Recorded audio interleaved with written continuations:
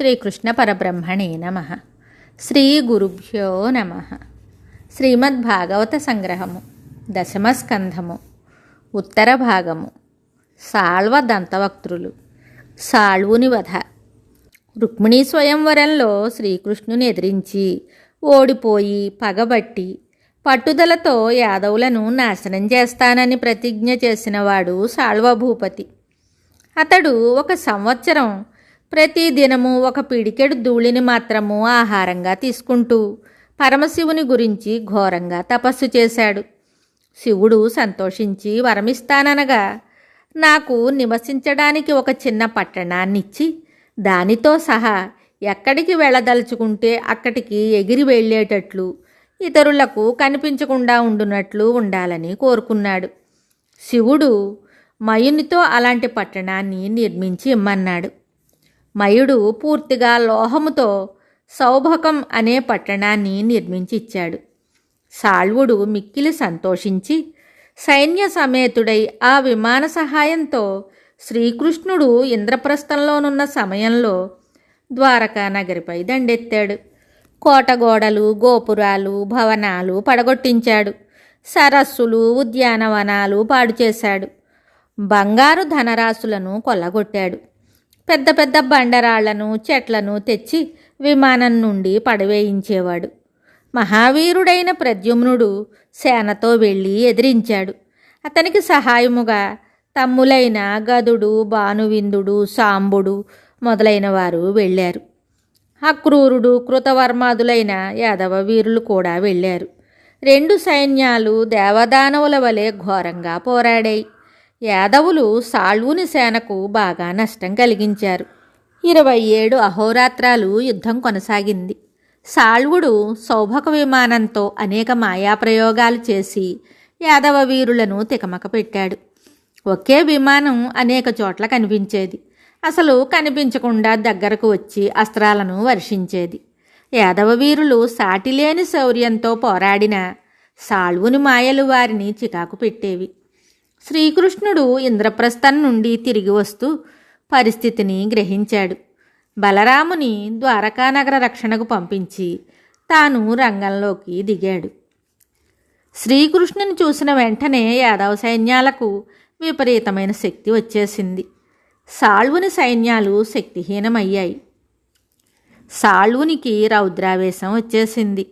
అతడు భయంకరమైన శక్తి అనే ఆయుధాన్ని శ్రీకృష్ణుని రథసారథి మీదకి ప్రయోగించగా దానిని శ్రీకృష్ణుడు మధ్యలోనే ముక్కలు చేశాడు. సాళ్వుడు ఈసారి ఇంకా శక్తివంతమైన అస్త్రాన్ని వెయ్యగా అది శ్రీకృష్ణుని ఎడమ చేతిని గాయపరిచింది. అతని చేతి నుండి శరంగధనస్సు జారిపడింది. అది చూసి సాళ్వుడు గర్వోత్సాహంతో ఇలా అరిచాడు, ఓరి మూఢుడా, యాదవ, నీతి నియమం లేనివాడవై శిశుపాలునకు కాబోయే భార్యను ఎత్తుకుని పోవటమే కాకుండా నిండు సభలో అతనిని చంపివేశావు.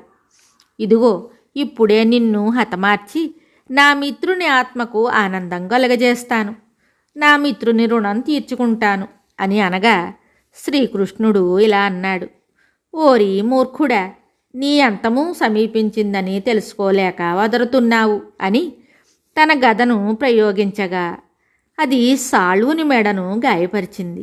సాళ్వుడు సౌభకంతో సహా మాయమయ్యాడు. అప్పుడొక వ్యక్తి శ్రీకృష్ణుని దగ్గరకు వచ్చి, ప్రభు, నీ తండ్రిని సాళ్వుడు బంధించాడు. ఈ విషయం నీకు తెలియజేసి తండ్రిని రక్షించుమని దేవకీదేవి నీతో చెప్పమన్నది అని చెప్పాడు. శ్రీకృష్ణునికి ఆశ్చర్యం వేసింది. బలరాముని రక్షణలోనున్న ద్వారక నుండి వసుదేవుని అపహరించటం ఎలా జరిగింది అని యోచిస్తూ ఉండగా సాళ్వుడు మాయావసుదేవుణ్ణి కృష్ణునకు చూపుతూ, ఇదిగో నీ తండ్రి, నీ ఎదుటే వీడి శిరస్సును ఖండిస్తాను, శక్తి ఉంటే రక్షించుకొనుము అంటూ వెంటనే ఆ వసుదేవుని శిరస్సు ఖండించి విమానమెక్కి మాయమయ్యాడు.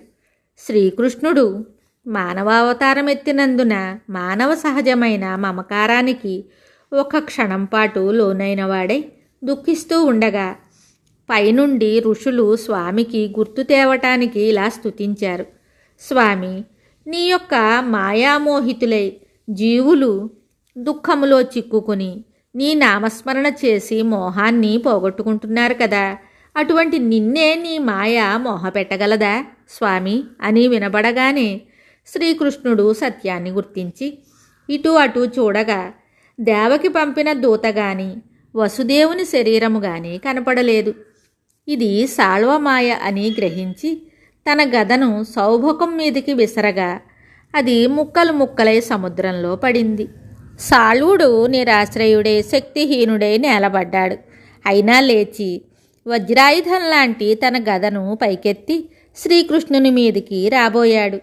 శ్రీకృష్ణుడు వాని చేతిని ఖండించి చక్రాయుధంతో శిరస్సును ఖండించాడు. దంతవక్త్రుని వధ. దంతవక్త్రుడు మునిశాపం వలన రాక్షసుడై శృతదేవకు పుట్టాడు. శిశుపాలుడు శృతస్రవస కుమారుడు. శృతస్రవస శృతదేవ ఇద్దరు కుంతీదేవి చెల్లెళ్ళు, శ్రీకృష్ణుని మేనత్తలు. తన బంధువులు ప్రియమిత్రులు అయిన శిశుపాల పౌండ్రక సాళువులను చంపిన శ్రీకృష్ణునిపై కక్షగట్టి దంతవక్త్రుడు కృష్ణుని చంపి మిత్రుని రుణం తీర్చుకోవాలని తొందరపడుతున్నాడు. ఒకనాడు రథాన్ని సైన్యాన్ని తెచ్చుకోకుండా తన గదను పట్టుకుని శ్రీకృష్ణుని ఎదుర్కొని ఇలా అన్నాడు: ఒరే కృష్ణ, నీవు నా మేనమామ కొడుకువే అయినా నాకు పరమశత్రువు. చిన్ననాటి నుండి నీ దుండగాలను వింటూ నీకు తగిన శాస్తి చెయ్యాలని నేను రోజు రేయింబవళ్ళు నీ గురించి ఆలోచిస్తుంటాను. నా బంధుమిత్రులైన శిశుపాల పౌండ్రక సాళువులను హతమార్చిన నిన్ను ఇంకా విడిచిపెట్టరాదని నిశ్చయించుకుని వచ్చాను.